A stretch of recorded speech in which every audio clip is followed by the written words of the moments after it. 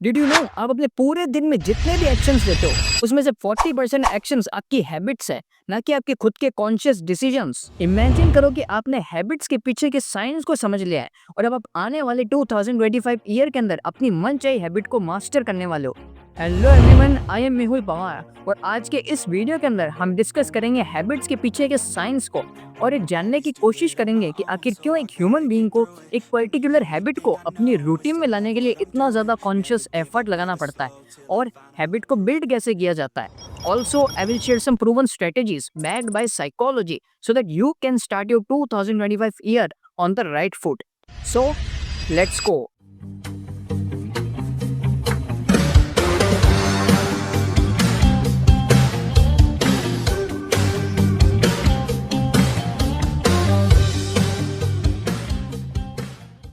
First of all हम ये जानेंगे हैबिट आखिर कहते ही किसको हैं। हैबिट एक तरीके का ऑटोमेटिक बिहेवियर होता है जिसे हम रेगुलरली रिपीट करते रहते हैं। साइंटिस्ट ने डिस्कवर किया था कि हैबिट्स बनती ही न्यूरोलॉजिकल लूप की वजह से, जो कहलाता है हैबिट लूप। अब हैबिट लूप आखिर काम कैसे करता है, इसको जानने से पहले हम थोड़ा जान लेते हैं ह्यूमन ब्रेन के बारे में।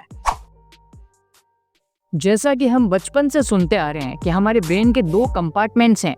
The one is lazy controller जिसे हम कॉन्शियस ब्रेन भी बुलाते हैं and the other one is automatic system जिसे हम सब कॉन्शियस ब्रेन भी बुलाते हैं। अब मैं आपको इन दो टर्म्स का मतलब बता देता हूँ क्योंकि हम अपनी आगे की वीडियो के अंदर इन्हीं दो टर्म्स का यूज करेंगे। कॉन्शियस ब्रेन को मैंने द लेजी कंट्रोलर इसीलिए बुलाया क्योंकि ये हर एक चीज को कंट्रोल करना चाहता है। ये करना तो बहुत कुछ चाहता है, जैसे आने वाले एग्जाम्स की तैयारी, एक हेल्दी डाइट को फॉलो करना, अपनी अंडरस्टैंडिंग बढ़ाने के लिए बुक्स पढ़ना या फिर कोई नई स्किल सीखना। बट इसमें से कर कुछ नहीं पाता। You know why? क्योंकि इसके पीछे बैठी है एक नेचर की इंटेलिजेंस, द ऑटोमेटिक सिस्टम, जिसे हम सबकॉन्शियस ब्रेन भी कहते हैं। इसकी खास बात यह है कि हम ह्यूमंस में और एनिमल्स में सेम होता है। और अगर इसकी कैरेक्टरिस्टिक्स की बात करें तो ये बॉडी की 99.99 प्रोसेसेस को यही कंट्रोल करता है। मतलब ब्रीदिंग से लेकर डाइजेशन तक, ईटिंग से लेकर मेटिंग तक। आखिर किन चीज़ों में इंसान को बिजी रखना है ताकि उसको क्विक प्लेजर मिलता रहे, और आखिर किन कामों से उसको अवॉइड करवाना है ताकि उसको ज़्यादा मेंटल या फिजिकल एफर्ट ना लगाना पड़े। मतलब बेसिकली देखा जाए तो ये खुद के 99% काम संभालता ही है, बट जो काम लेजी कंट्रोलर के हैं उन्हें भी कॉग्निटिव बायसेस और इमोशंस के थ्रू मैनिपुलेट करता है, जिसका रिजल्ट है पुअर डिसीजन मेकिंग, किसी भी प्रोडक्टिव काम में मन ना लगना या फिर बिना सोचे समझे एक्ट करना। मतलब द लेजी कंट्रोलर किसी भी काम में मन तो लगाना चाहता है, खुद को इम्प्रूव तो करना चाहता है, बट इसका ठीक ऑपोजिट कर बैठता है। जैसे सोशल मीडिया पर mindless scrolling, unhealthy eating habits, addictions and laziness.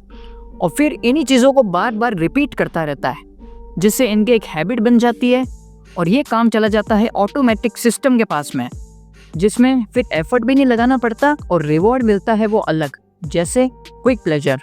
और यहीं से शुरुआत होती है हमारे हैबिट लूप की। किसी भी हैबिट की शुरुआत एक छोटे से ट्रिगर से शुरू होती है। ये ट्रिगर एक पर्टिकुलर इवेंट, सिचुएशन या एक फीलिंग हो सकती है जो हमारे ब्रेन को सिग्नल देती है हैबिट शुरू करने के लिए। अब ट्रिगर होते ही हमारे ब्रेन के अंदर उस हैबिट को परफॉर्म करने की क्रेविंग होने लग जाती है। क्रेविंग एक तरीके का मोटिवेशन या रीजन होता है किसी भी हैबिट को परफॉर्म करने का। मतलब या तो कोई साइकोलॉजिकल डिजायर या फिर कोई बायोलॉजिकल या इमोशनल नीड। इसके बाद में हमारा तीसरा स्टेप आ जाता है रूटीन, जिसमें हम उस पर्टिकुलर हैबिट को परफॉर्म कर लेते हैं।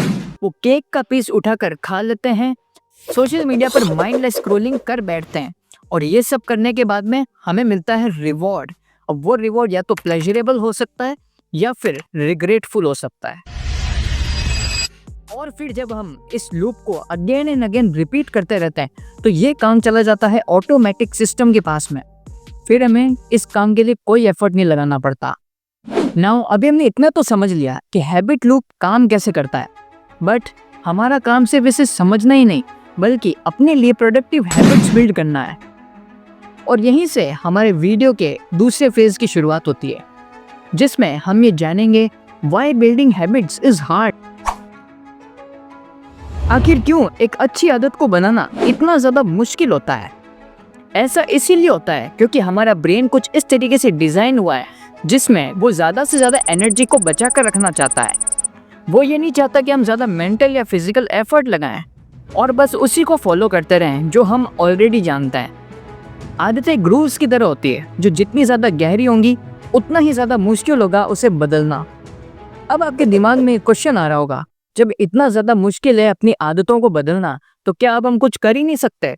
नो, इट इज़ पॉसिबल, क्योंकि इस दुनिया में जितने भी सक्सेसफुल लोग रहे हैं उन्होंने सबसे पहले अपनी हैबिट्स को मास्टर किया है और देन लाइफ को। क्योंकि जब वो लोग ये सब कर सकते हैं तो भला हम क्यों नहीं कर सकते?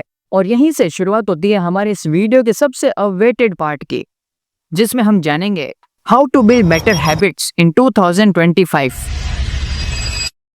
किसी भी हैबिट को अपनी लाइफ में उतारने से पहले आपको उस हैबिट को डिफाइन करना बहुत ज़्यादा ज़रूरी है।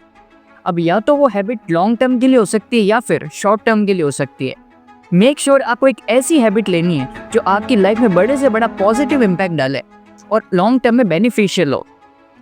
अब कोई बड़ी हैबिट पिक करने के बाद में हमारा दूसरा स्टेप आ जाता है सेट योर एनवायरनमेंट। जैसा कि हमने समझा था कि हर एक हैबिट की शुरुआत एक छोटे से ट्रिगर से शुरू होती है। आपको सिगरेट पीने का मन तभी करेगा जब आपके दिमाग में उस चीज़ का एक थॉट आएगा, प्लस एक स्ट्रॉन्ग फीलिंग या क्रेविंग होने लगेगी, और उसी मोमेंट को हम ट्रिगर पॉइंट बोलते हैं। अब ये चीज़ आपके साथ तभी होगी जब आप ऑलरेडी सिगरेट के एडिक्टेड हो। यानी बेसिकली एक थॉट हमें ट्रिगर करता है किसी भी हैबिट को परफॉर्म करने में। मतलब किसी भी नई हैबिट को बिल्ड करने के लिए हमें चाहिए उसका एक ट्रिगर पॉइंट, और वो ट्रिगर पॉइंट होगा आपका environment. Just take an example, अगर आपको कोई नई स्किल अक्वायर करनी है तो आपको सिंपली अपने एनवायरनमेंट को कुछ ऐसा डिज़ाइन करना होगा जिसमें आपको वो स्किल से रिलेटेड हर एक चीज़ बार बार दिखती रहे। जितना ज़्यादा आप उस स्किल के बारे में सोचोगे, विजुअलाइज करोगे कि आखिर कैसे वो स्किल आपको बेहतर बनाती चली जा रही है, ठीक वहीं से आपका उसमें इंटरेस्ट भी आने लग जाएगा। और अब आपने अपना फिजिकल एनवायरनमेंट तो चेंज कर ही लिया है, उसके साथ साथ आपने अपना मेंटल एनवायरनमेंट भी चेंज कर लिया है। धीरे धीरे आप उस स्किल से फेमिलियर होते चले जा रहे हो और अब आपके अंदर ट्रिगर पॉइंट्स बनना भी शुरू हो चुके हैं। Start acting. जेम्स लेन ने अपनी बुक एटॉमिक हैबिट्स में बताया है कि जितनी ज़्यादा आप अपनी हैबिट की शुरुआत ईजी रखोगे, सिंपल रखोगे, उतने ज़्यादा चांसेस हो जाएंगे कि आप हैबिट से स्टिक रहोगे। अब इससे क्या होगा, आप किसी भी हैबिट को स्टार्ट करना सीख जाओगे और अब आप मोटिवेशन पर कम से कम डिपेंड रहोगे, क्योंकि मोटिवेशन एक ऐसे मौसम की तरह है जो हमेशा इनकंसिस्टेंट रहता है। और अगर हम रियल मोटिवेशन की बात करें तो वो आएगा तब जब आप करोगे किसी भी हैबिट का बार बार रिपीटेशन, और जब आप उस हैबिट को again and again daily basis पर रिपीट करोगे तो वो हैबिट आपके बिहेवियर में धीरे धीरे आने लग जाएगी। इसका मतलब समझें, मतलब अब आपका लेजी कंट्रोलर और ऑटोमेटिक सिस्टम अब साथ में काम करने लग गए। यानी अब हमने इतना रिपीटेशन कर लिया है कि अब वो हैबिट किसी भी ट्रिगर पॉइंट की मदद से आसानी से शुरू हो जाती है, और अब हमारा लेजी कंट्रोलर भी उसे अच्छी तरीके से कंट्रोल कर पाता है, क्योंकि अब उसके ऊपर इतना बर्डन नहीं है।